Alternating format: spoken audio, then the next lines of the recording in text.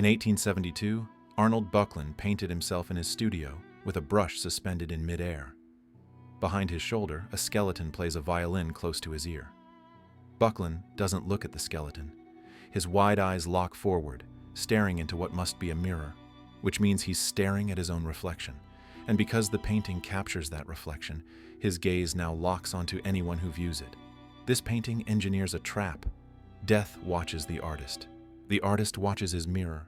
The viewer stands where that mirror should be. Arnold Böcklin stands in a murky void with a brush suspended in his hand. The canvas he's working on remains invisible to the viewer. His body turns slightly away from it, as if distracted mid-stroke, but his eyes, wide, alert, unwavering, fix on a point directly ahead. Yet, instead of looking at the skeletal figure behind, his eyes seem to gaze beyond the very painting he is in. This is the scopophobic trigger. Böcklin looks into a mirror while painting his own reflection. Because you're viewing the finished work, you now occupy that mirror's position. His gaze locks onto yours and refuses release. The eye contact is deliberate, sustained, and unbroken. No matter where you stand in front of the painting, Böcklin's stare follows. The expected power dynamic reverses. You arrive to observe a painting. The painting observes you back. The artist's eyes create a direct channel between his consciousness and yours, eliminating the protective distance that usually exists between viewer and artwork. You're inside the frame now, caught in the glass, watching him watch you. Behind Böcklin's left shoulder, a skeleton emerges from undefined darkness. It holds a violin close to the artist's ear, so close the instrument nearly touches his neck. One skeletal hand grips the violin's neck. The other draws a bow across the strings. The skull displays a permanent rictus smile, mocking but intimate. Here's what creates the unsettling ambiguity. The skeleton is painted with looser, rougher brushstrokes than Böcklin's face. The artist's flesh is rendered with tight, controlled strokes. Skin has weight and texture and solidity. The skeleton, by contrast, appears constructed from smoke or shadow rather than calcium. The bones lack the same material presence as the man standing in front of them. This textural divide enhances a ghostly effect. It makes the viewer question whether the skeleton is physically present in the room or exists only in Böcklin's mind. The difference in brushwork isn't accidental. It's deliberate visual evidence that the figure might be spectral, a vision only the artist perceives. The hand holding the bow hovers near the artist's neck, violating the space that should separate the two figures. Death leans in rather than looming. The proximity suggests intimacy instead of threat.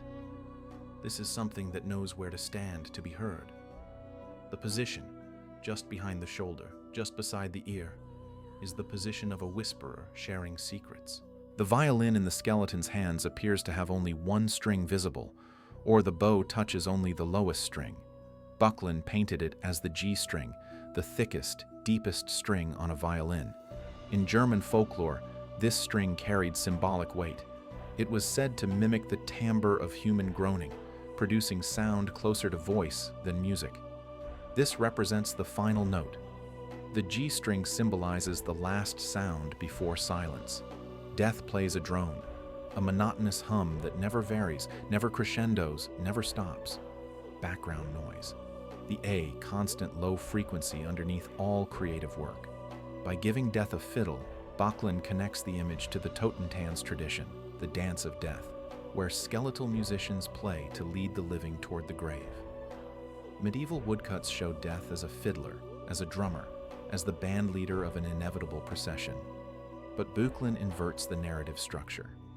In traditional Totentanz imagery, victims are dragged unwillingly. They resist. They beg. They flee. Here, the artist has stopped his work voluntarily. He has turned his ear toward the music. He listens. Böcklin's brush hangs suspended in midair. His hand is frozen, creating temporal suspension. The painting captures the exact moment work stops. This represents the concept Renaissance thinkers called vita somnium breve. Life is a short dream, eventually interrupted before completion. His head tilts. His ear angles toward the skeleton, a specific visual detail indicating auditory focus. The posture is receptive. He's receiving instruction. This is collaboration. Death isn't threatening the artist or demanding he stop working. It's offering counsel. The skeleton whispers. The artist pauses to hear what it says. This subverts the expected relationship between mortality and creativity. Usually, death is the enemy of art, the force that cuts short the time available to create. Böcklin repositions it as muse, as the source of inspiration rather than its termination. The implication unsettles because it's voluntary. Böcklin chose to stop painting, chose to turn away from his canvas, chose to cock his head and listen to what the skeleton plays on its single string. Meaningful art, the painting suggests, requires awareness of mortality.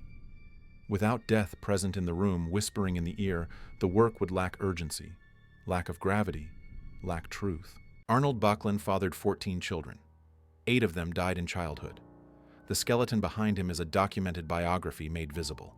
In 1870s Munich, death was not sanitized or relegated to hospitals. It happened in bedrooms. Cholera outbreaks moved through cities in cyclical, terrifying waves. The boundary between the living and the dead felt porous, permeable, thin. Bodies were prepared for burial in the same rooms where families ate dinner. Cholera didn't discriminate. It swept through neighborhoods with brutal efficiency, taking children faster than adults. Families watched helplessly as fever spiked, as small bodies dehydrated, as the illness progressed from first symptoms to death within hours or days. Medical knowledge offered little defense. Quarantine meant isolation, not cure. Parents learned to recognize the signs, the sudden thirst, the weakening pulse, and knew what followed. For Böcklin, death was a recurring visitor, a figure who knew his address, who climbed his stairs, who stood at the foot of small beds and took his children one by one. 8 times he buried a child. 8 times he survived when they didn't. This creates a specific kind of trauma. Survivor's guilt compounds with each loss. The question becomes not why did this happen, but why am I still here? Each burial reinforces the presence of death as a constant companion. It stops being an abstract concept and becomes a known entity, something familiar, something that sits in the corner of the room during family meals, waiting. The painting externalizes this reality. Böcklin paints himself as the one still standing, still working, still alive, while the skeleton represents everyone he lost. The fiddle becomes their requiem. The G-string groans with their absence. This is a confession rendered in oil paint, an admission that his creative output emerges directly from proximity to personal tragedy. He wasn't being eccentric when critics mocked him for painting mythological death scenes. He was painting the presence that never left his house, the constant companion who knew his children's names, who took them despite prayers, despite wealth, despite anything Böcklin could do to stop it. The skeleton isn't an artistic device borrowed from medieval allegory.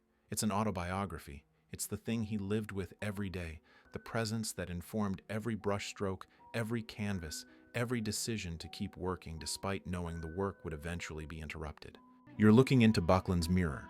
This is what he saw while creating the painting, his own reflection, studied and reproduced. The image he transferred onto canvas, which means the skeleton is also in the mirror, also part of what the mirror shows, also looking back. This completes the surveillance triangle. Death observes the artist.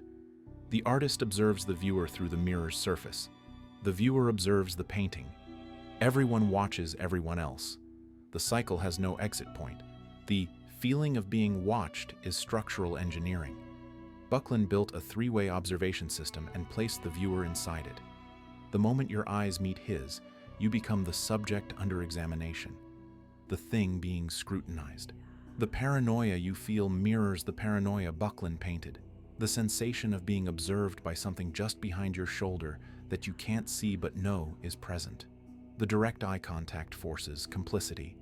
By looking at the painting, you participate in Böcklin's experience. You see what he saw, the skeletal presence in peripheral vision. The grin is hovering near the ear. The music only he could hear, played on a string that sounded like groaning. You occupy the mirror. The skeleton occupies the room. Böcklin occupies the space between, turning his head to check if you hear it too, if you see what he sees, if the thing behind him is visible to anyone else, or if he's alone with it. The painting traps you in this question. You cannot answer it. You can only stand there, locked in his gaze, wondering whether the skeleton behind him is real or a hallucination, and whether the same question applies to you. The painting never confirms whether the skeleton exists outside Böcklin's mind. The textural evidence points both ways. Böcklin's face is rendered with documentary precision. Documented skin, documented light, documented presence. The skeleton is painted with looser, rougher brushstrokes. It appears as a suggestion, shadow, smoke rather than solid bone. This visual difference preserves both interpretations. The skeleton could be a physical visitor in the room, or it could be spectral, a vision only Böcklin sees. This ambiguity is structural. Böcklin doesn't need to prove the skeleton is objectively real. He only needs to prove he experienced it, and the evidence covers the canvas. The exact position of the skeletal hand near his ear, the specific choice of the G-string, the listening posture that inverts every expected power relationship between artist and death. What remains undisputed: Böcklin painted himself stopped mid-work, consulting Mortality for creative guidance. Death will come, that's certain, but the terror is that it will come before the work finishes, before the final brushstroke, before the idea fully transfers from mind to canvas. The skeleton grins because it knows the artist will never complete everything he starts. The fiddle plays its drone because all work remains permanently unfinished. Böcklin painted himself in 1872. He lived until 1901. For 29 years after creating this image, he continued working, continued painting islands of the dead, mythological creatures, symbolic landscapes. But the moment captured on canvas stayed frozen. The work remained interrupted even as he kept working. Composer Gustav Mahler was deeply influenced by this painting. The second movement of his Symphony No. 4 features a solo violin tuned a whole tone higher to sound shrill and fiddle-like, explicitly representing Freundheim, Death the Fiddler from German folklore. What Böcklin painted visually, Mahler translated into sound decades later in concert halls across Europe. Surrealists Salvador Dali and Giorgio de Chirico revered this painting as prophecy. Böcklin painted the subconscious before psychology gave it language. He painted internal visions before Freud made dreams legitimate subjects for serious analysis. He opened the door for art that depicts the internal world, the hallucinations and fears that exist only inside individual minds. The skeleton plays its single string. Böcklin's eyes stay locked on yours. Death watches him. He watches you. You watch both. The surveillance triangle closes with no exit. Everyone observes.